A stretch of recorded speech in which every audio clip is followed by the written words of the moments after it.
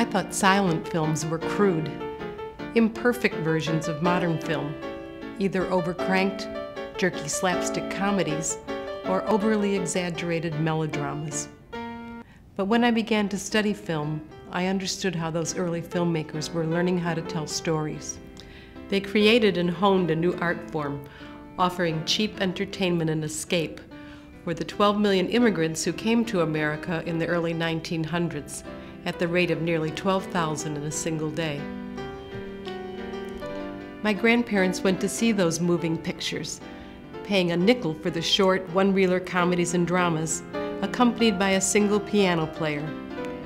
Speaking little or no English, they would watch the images.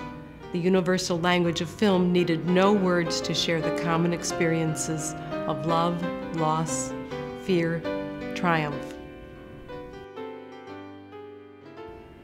Those early filmmakers, founders of the major Hollywood film studios, were themselves immigrants.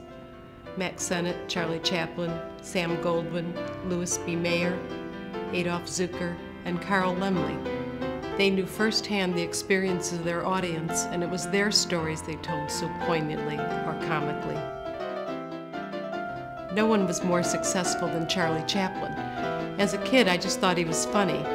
But when I began to study his work in graduate school, I learned to appreciate the scope of his filmmaking skill as a director, writer, producer, actor, and often scoring his own films.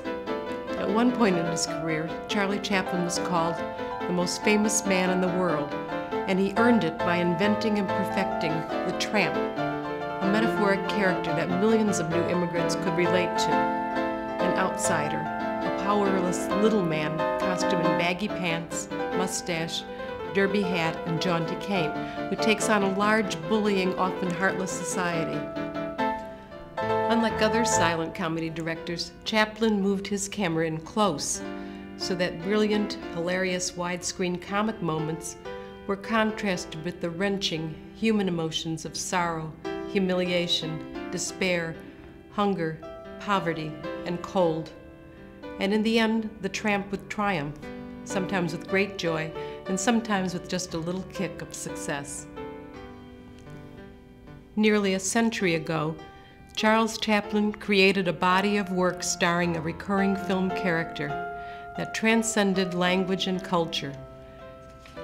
Today I teach media and film at Kean University, where we recognize and celebrate the artistry involved in creating those meaningful stories, and hope to inspire a whole new generation of media artists and filmmakers who will tell their own stories.